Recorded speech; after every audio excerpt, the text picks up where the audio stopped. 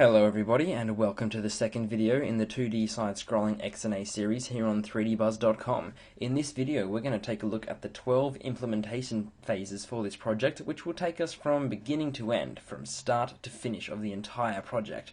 This video is going to be an overview of all of the 12 phases. By the end of this video you'll have a good idea of how this game is going to be created. Now you may not know the whole finer intricacies of how it's all going to fit together and work together. That part you'll come to reach as we go through each individual phase's description video later on. This one's just an overview of all of them together. So I think by now everybody's seatbelt should be strapped on tightly, your tray table should be stowed away safely, and your chair in the upright position, because it's time to begin Phase 1, the base game setup. 1. Base game setup. In this part here, what we're going to be looking at is the three classes that pretty much tie most of it all together. That's the game manager class. We'll put a little thing here. Game manager class, the menu manager,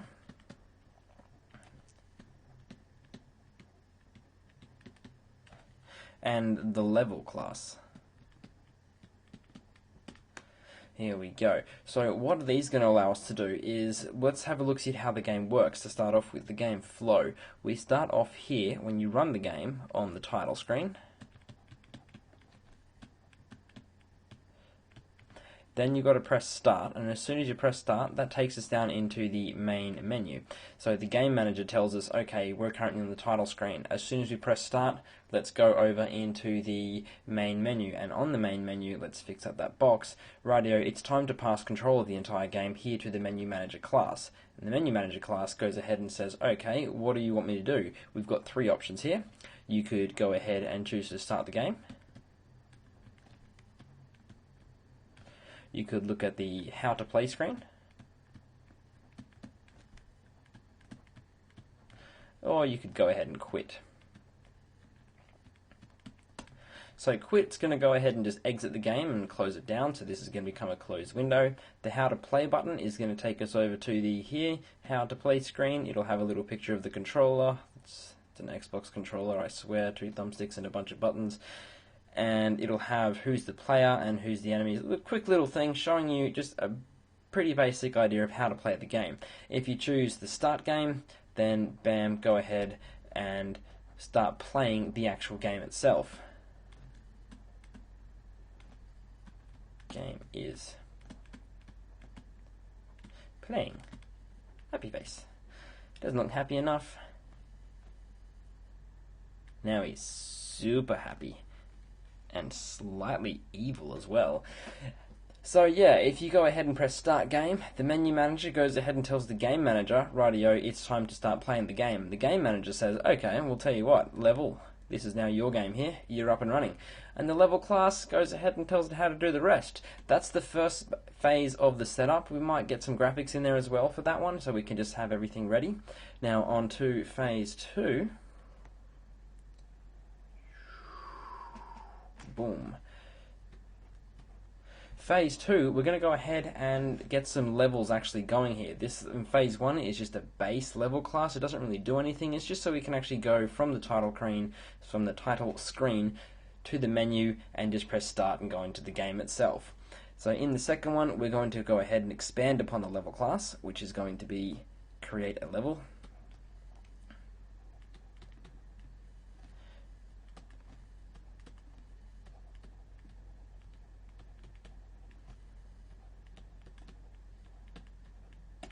So what do we need to have in this one here? Well, this is where we set up the scrolling backgrounds. We've got the foregrounds and the backgrounds. Both of them have them all working.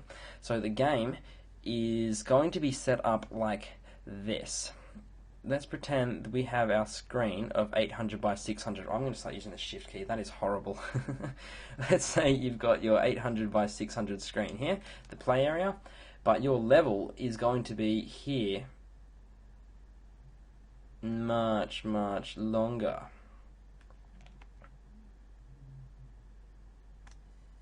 So 800 from there to there. But you could have your entire level being, what do you reckon that's going to be? I'm going to guess 4,000. Just so I got a flat figure. 4,000 from there to there. Boom. Too far, but good enough. It finished there.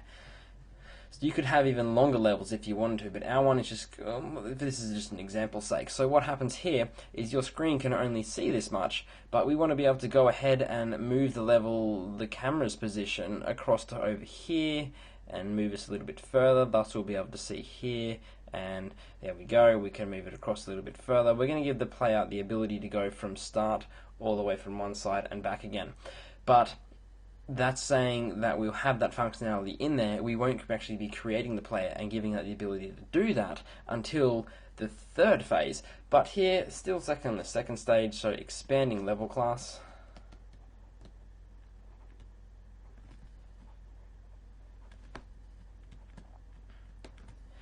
And we're also going to be introducing the camera class so that we can go ahead and move around.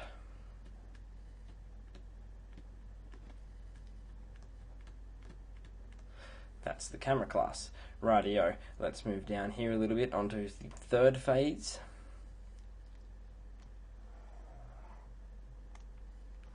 And phase 3 is going to be setting up our player.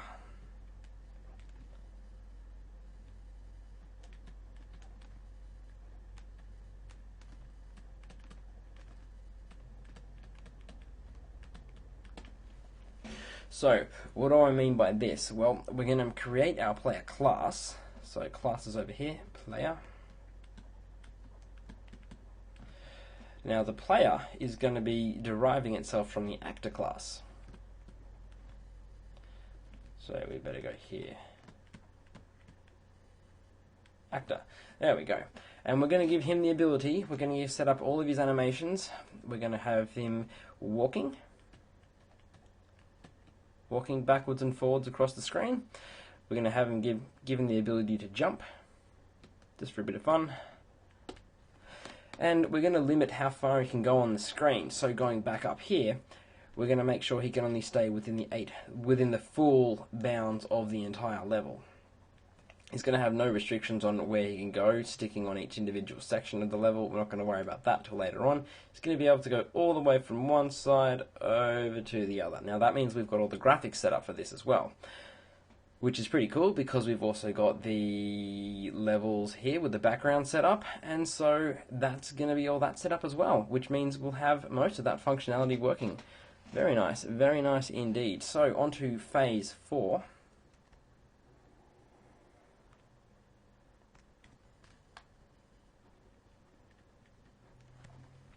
Phase 4, we're going to set up the player's combos.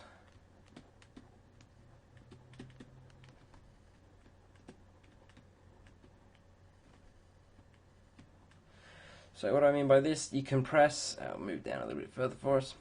Well, the player combos, we're just going to expand the player class itself, but we want it to be able to press X, X, X, and what that's going to do is it's going to make the player character do a punch, do another punch with his other fist, and then finish it off with a nice big knockdown attack with a big spinning back foot kick to the face.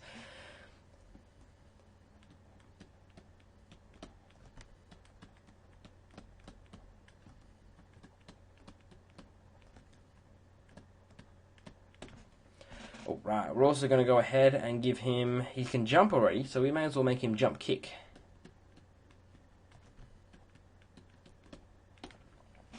What else are we going to be doing in this one here? No, that's pretty much everything there. What I might do is on create larger level in phase 2, put in here foregrounds and backgrounds.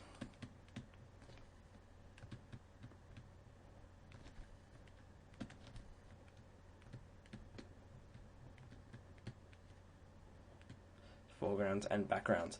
That's going to set us up to there, number 4, which means you want to go ahead and start on number 5, which is where the real fun begins. Well, actually, there's plenty of fun before then, so I guess the entire thing's one load of fun, isn't it? I think it is.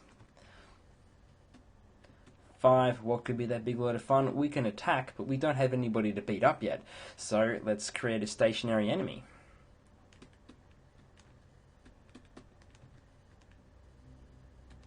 We'll put enemies.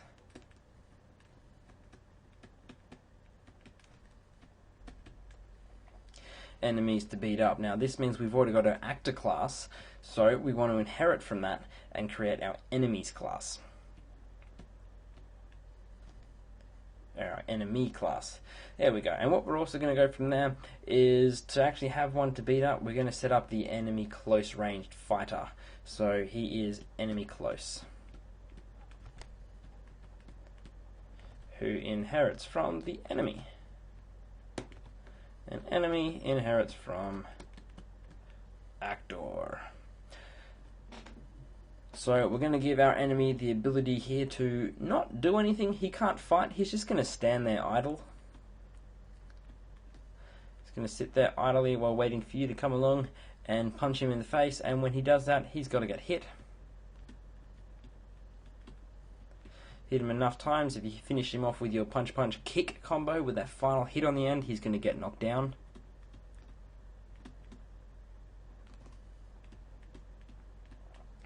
And after that, he's going to get back up again. Because he's a tough guy who loves it when you hit him so hard. And that's all that for the enemies, I believe. Just making sure I'm not missing anything here. No, that's it. He doesn't fight back at all. But I think after this, I'm going to want him to start making some sound effects. So create a new layer here and hide off that one. Scroll up a bit here.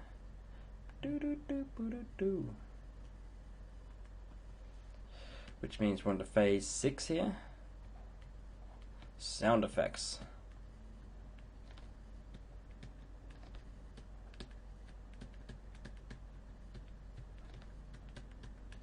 Now for this one here to work, that means we better start bringing in our sound manager class.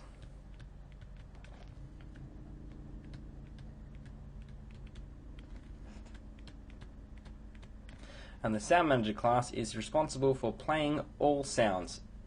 All sounds including music as well. So punching, kicking, getting hit attacks, jumping, throwing knives, any sound effects this game needs is all going to be controlled by our sound manager class, including the voice acting as well.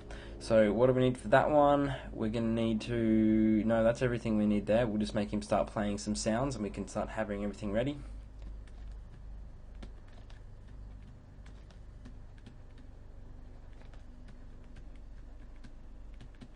Sound effects.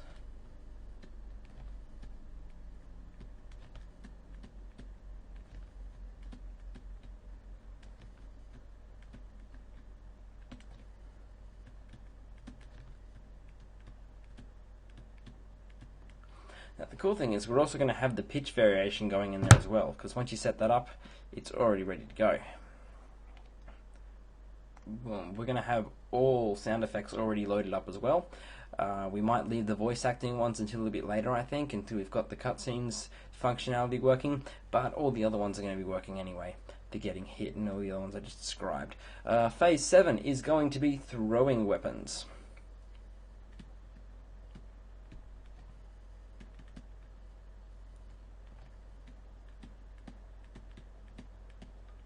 Check that out. Code of smalls, convert back to bigs, and make my text bigger, so I hope you don't notice.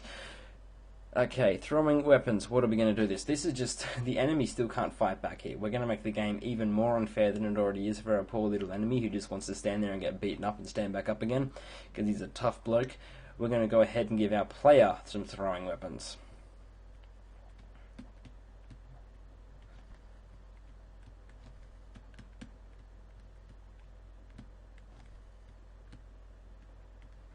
Throw weapons, throw knives. Now you can make yours whatever you want. In our case, I'm going to make it some knives because I've got a picture of a knife and I can just use that. Plus it looks pretty cool.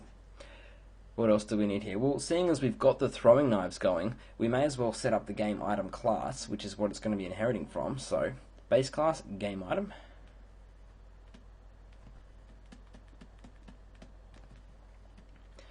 Now, what's going to inherit from him is going to be the knife. Inherit from game item. And from here, we may as well set up the trash can as well, I think. Trash can inherits from game item. Now, what the trash can is it's a little thing that sits here like so, looking all trashy. I want you to put his rubbish in it. And in our case, your enemy player comes along and kicks it. Yeah! Look at him, he's raging, kicking that trash can. The trash can flies through the air, falls over on the ground here. That's a trash can. See how hard he hit it? He completely just made it straight and flat instead of being sidewaysy, sloped. Nice. And on the floor, here where it got kicked out of the ground, is going to be a knife. We'll put a nice little knife on the ground here. Your player can go along and pick that one up and start throwing it around at people. So that's the trash can. We might even put it in a place where we can just kick it and knock over an enemy over here. We'll put a nice little enemy on the ground.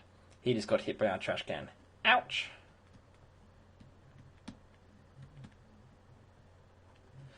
And that should be it for number 7. So from there, I think it's about time that we moved on to phase 8, which is getting ourselves some health going in this. Because so far we can just beat up our enemy, and he just takes it, and he's never going to go away.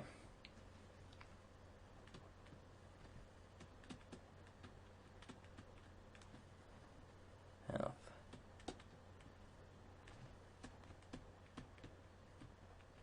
Now when we do this, we're also going to be setting up the HUD Manager class here, because we want it to be able to draw how much health the player has and how much the enemy has. So class HUD Manager.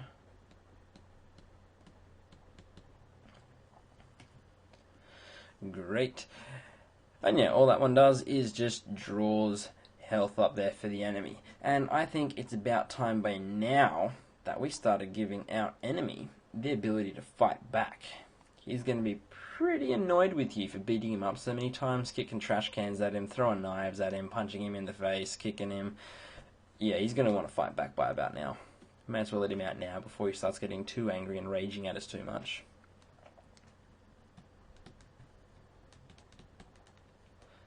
Enemy AI. So we're first going to look at creating the AI for our close combat enemy. So we'll call this I. Close combat.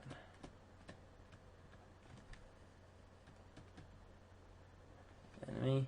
And then after that, we'll create the combat, or the artificial intelligence for our ranged fighter.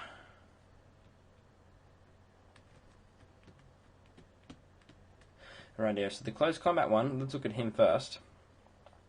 He seeks out the enemy, or seeks out the player.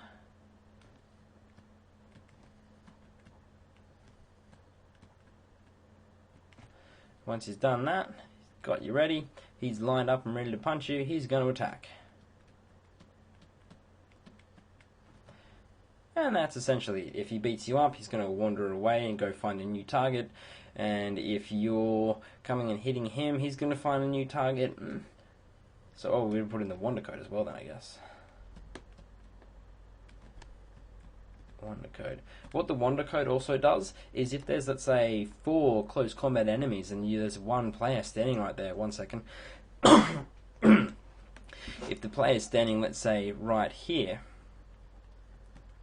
and we've got 2 enemies over here, let's just give them little circles because they're tiny, and 2 on this side, to line up, they just all want to go here and into this spot on this side. And over here, they want to get in the same spot. So what the Wonder Code does is it's going to give it a bit of a variable. It says, if you've probably got, I think I'm going to make it probably an 30-70% chance. So if it hits the 30% chance, it's going to go ahead and wander somewhere else. So this guy here might decide to wander over here, up there, while this one here goes ahead and attacks. And the same thing, this guy here might be the one who wants to go and attack, so he's going to move down, and this one here might get a wander target, and let's say randomly here, he's going to move there. What that does is it helps break them up a bit more. Now with the wander targets, they can also be told to just, hey, pick a random spot on the other side entirely, so we can just keep on going over there. And that way it breaks them all up, because what you don't want to have is all your enemies stuck standing right here together and all of them punching the player at once. because then the player's just going to lose a hell of a lot of health. They're going to be annoyed with everything that's going on because they can't do anything about it, especially if there's some here and some on the other side. Oh, it's just annoying. You want to spread them out, give the player a bit of a chance. And what you also want to do for that is have it so that when they beat you up and you fall over, you don't want them standing there waiting for you to get back up so they can just beat you up straight away again. No. What they're going to do is, if you fall over, and my razor set up correctly here, is if you, the player, get knocked down by one of them who has moved over to you, what they're going to do then is pick another spot away from you, giving you a chance to get back up and recuperate yourself. You don't have to necessarily do that to your enemies, but they're going to do it nice to you for a bit of fun. Now we've got our ranged enemies. What these guys do is he checks out what side he is on. So let's say we've got our player standing here again. I'll put him back up.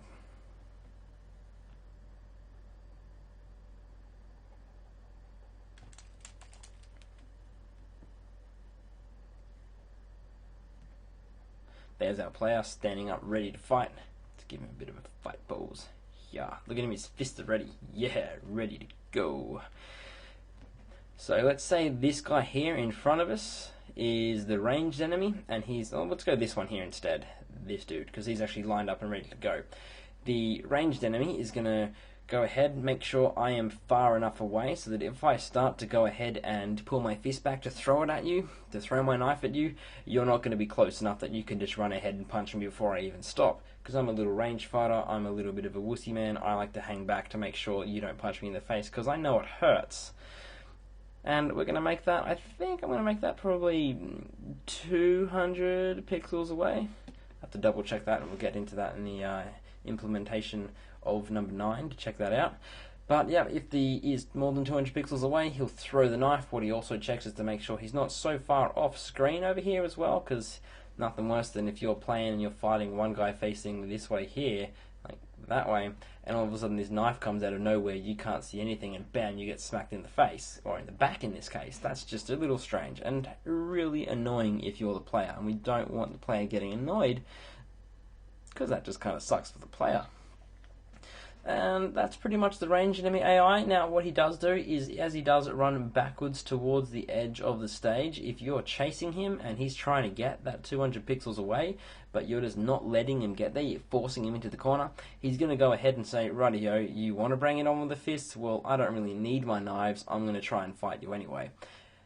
At which point, you, the player, will probably kick his ass because he's supposed to be a ranged fighter, and he doesn't have that much health. So that's the enemy AI kind of looking at there, and after that, I believe with them being able to fight you back, we're going to have to go ahead and give you the ability to pick up some health packs.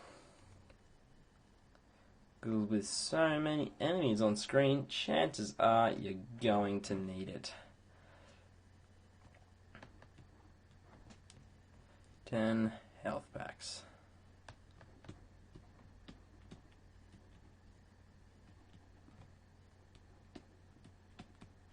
What we're also going to do is take a look-see at getting the game over loop set up.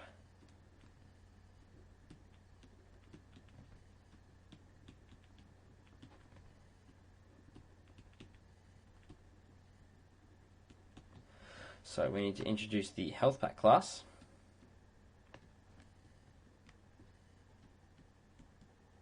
Which inherits itself from game item. Now see how this is a game item? That means our trash can can go ahead and drop some as well, which is pretty nice, though why someone would store a health pack in bin, I'm not too sure, but hey, it can be done. It's our world, it's our game, we can code it however we want. And I just might want to put a health pack in that bin, because I'm like that. So yeah, if you run out of health, we're going to also set it up here, so if player runs out of health, that gets taken to the game over screen, and if it says game over, then it's got the countdown timer going, 10, 9, 8, 7, 6, 5, and then if you run out of time, it's going to go ahead and tell you complete game over, you failed to save your daughter. But if you are pressing the start button during that countdown, then you're going to be taken straight back into the game again. And you'll have all your health back, and you'll pick up right from where you left off, as if you just put another $2 into that machine and you're ready to go. Okay, So, by this stage, I reckon we'll have a pretty fun game to play. We'll have enemies that can fight back. We'll have pretty much all the abilities set up and ready to go.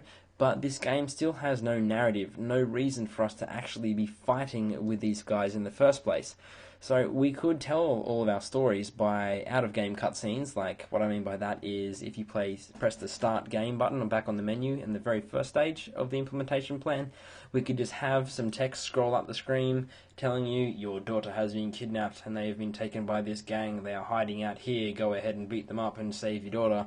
But instead of that, it's pretty cool when you have cutscenes doing that, but I want to do something else with it. I want to have them in-game. Everything's going to be handled in-game. So you can see your character walk onto the screen, and when he gets onto the screen, he's going to say the line that I found their warehouse, and this is where they're holding her, and they want money off me, but I'm not going to give it to them, and we'll say it in a much better way than that.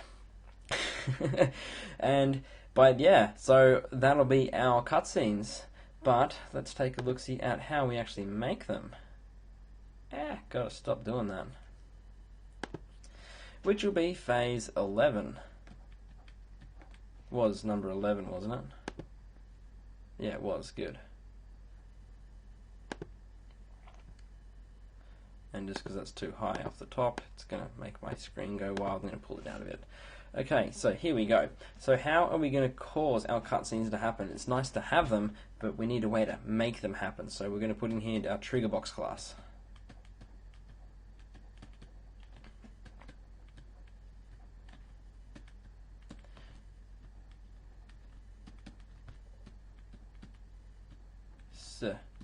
Eames, way to spell.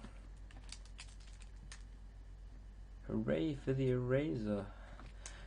That looks pretty good. Whoa, don't drop the pen. Rightio, so trigger box class and cutscenes class. So, better write them out again because they're classes. Well, I'm not going to write trigger box because we're going to have 5 of them. 5 different types of trigger box classes. I guess I am going to write it out again.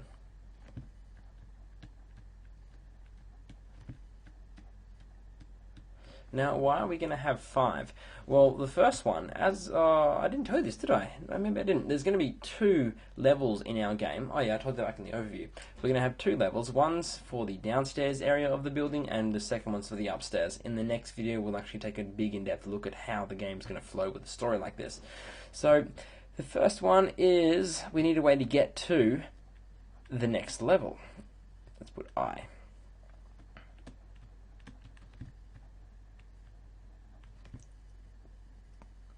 Rightio. Now what this checks for is it says if all enemies are dead,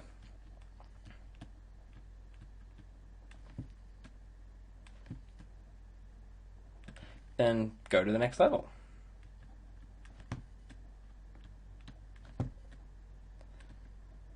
Now what it also does is checks if there are no more levels. Well, that means you've finished the game. So we'd better go ahead and tell the game manager to say you've finished the game. But we'll get into that one later. Number 2, what's the next one we need here is begin a cutscene.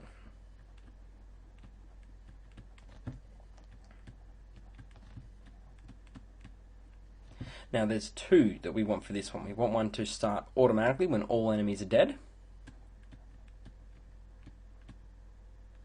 All enemies dead.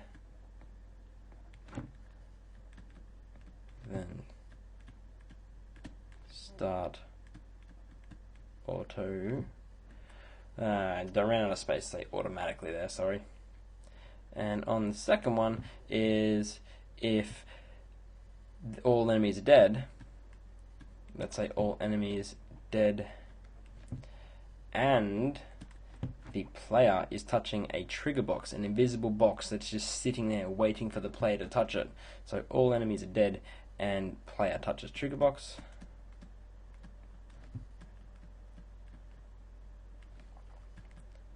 Just gonna put box, then play the cutscene for us.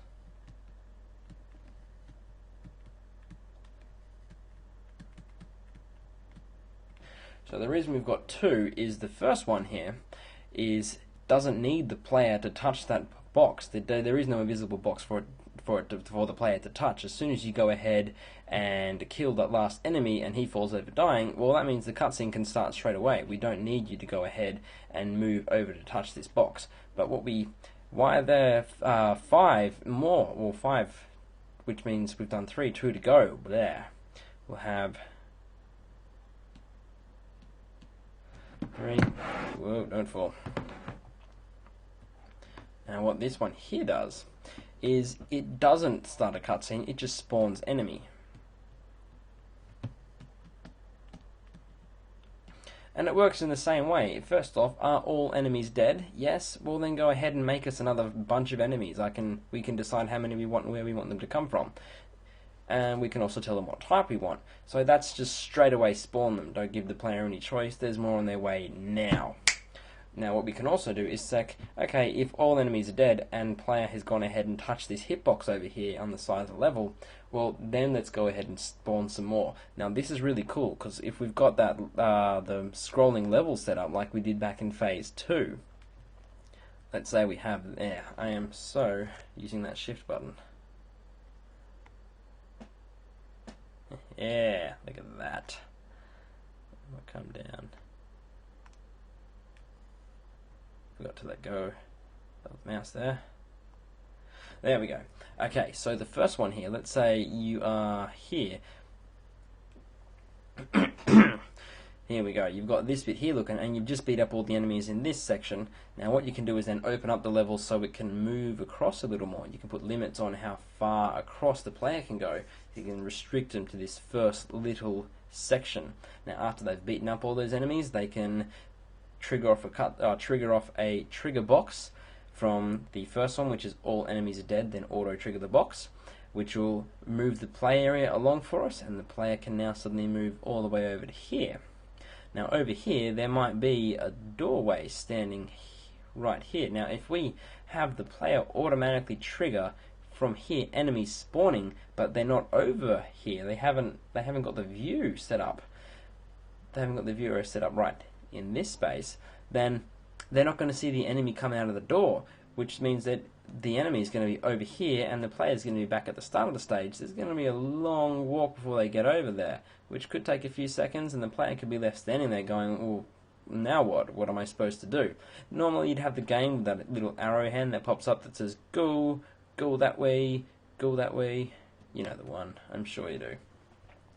So what we can do is have it so that this enemy in the doorway will not spawn until the player has actually reached this spot, and we'll get to see him come out. Which takes me on to the next section, which is enemy spawning. We're also going to take care of that one here as well. So enemy spawning. Now how can we spawn enemies? We can have them do however we want. So we may as well put here and enemy spawning.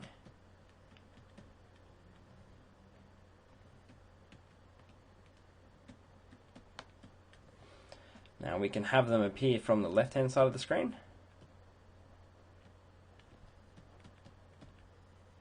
From left.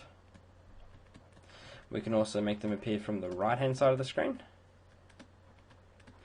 And we can manually set those, or we can tell it to randomly pick a left and a right side. What we can also do is have them spawn from those special spawning spots that I was talking about before in the last video, like the doorway. As I kept talking about here, we can see the enemy come out of the doorway. We can have the enemy standing here, leaning against the wall, waiting for the player to actually get there. He might be standing smoking a cigarette because he's all cool, waiting for the player to actually come and see him and challenge him to a fight if he wanted to. So here we can have special, we're going to call it special spawners.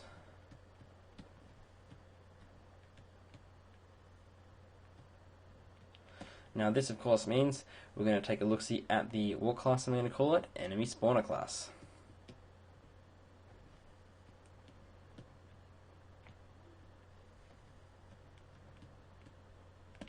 And from there, our enemy spawner is just going to be that door spawner.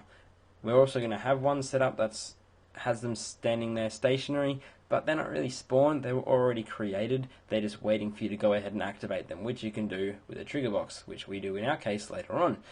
And now finally, as we had said here, we're going to be making the cutscenes happen here, so we need a cutscene class. Go away.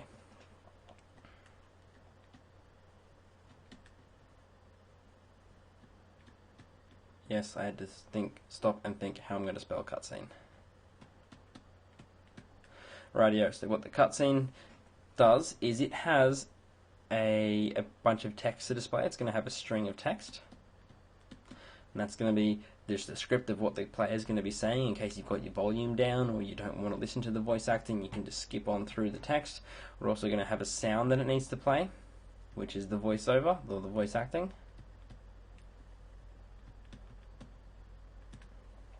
And now it's also going to have the picture or the portrait of the person who is currently speaking. Portrait. There we go. So, as I said, you can put whatever picture in here you want. You can have a picture of the character being just standing there normally. You can have him with his fist raised going, "Rah!" You can have one for the enemy just standing there normally being all tough and gruff, or you can have one for the enemy laughing at whatever the player just said because he made some kind of lame-ass wisecracking joke. And yeah, you can set up whatever you'd like to go with those cutscenes. It's going to be a lot of fun. It's got a great, easy way of setting it up. And we implement that with the level class and the trigger boxes and get them all going. We've already got the multiple levels going. Well, we have now with the next level trigger box. So that's going to be the majority of this entire game set up. So what's the 12th section going to be?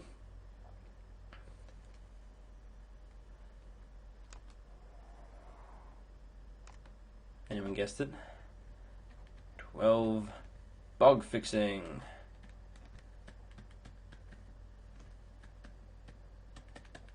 Everyone's favorite. We're going to be taking care of most of the bugs as we go. In fact, pretty much any that we come across, and I'm pretty much aware of most of what they are, I'm quite sure. But there's always going to be little things that might just slip through the cracks. So we're going to leave a nice phasing and the end section here so we can take care of all that, give ourselves a nice wrap up, and make sure all loose ends are tied up. There's no more errors, there's no more little troubles, everything's going. We've got our full game loop going, we've got everything tested, all sounds are working correctly, the music's got the correct volume, everything is sweet and set to go. And I believe that is going to wrap up this implementation plan here. So with the next video, we're going to go ahead and take a look-see back at implementation plan Phase 1 base game setup and get the title screen, main menu system, and the game manager all set up. I look forward to seeing you guys there. Any questions, feel free to send me a PM, though if it's a functionality kind of question, like how is all of this going to work, I do ask if you can just hold off and wait until we get to each phase's implementation plan. You get a detailed view of how that's all going to work. If you've got any questions after that, fire away, but even if you've got some other ones right now, love to hear from you, see what we can answer for them, guys. Hope you guys have a good day, and I will see you in the next video. Bye-bye.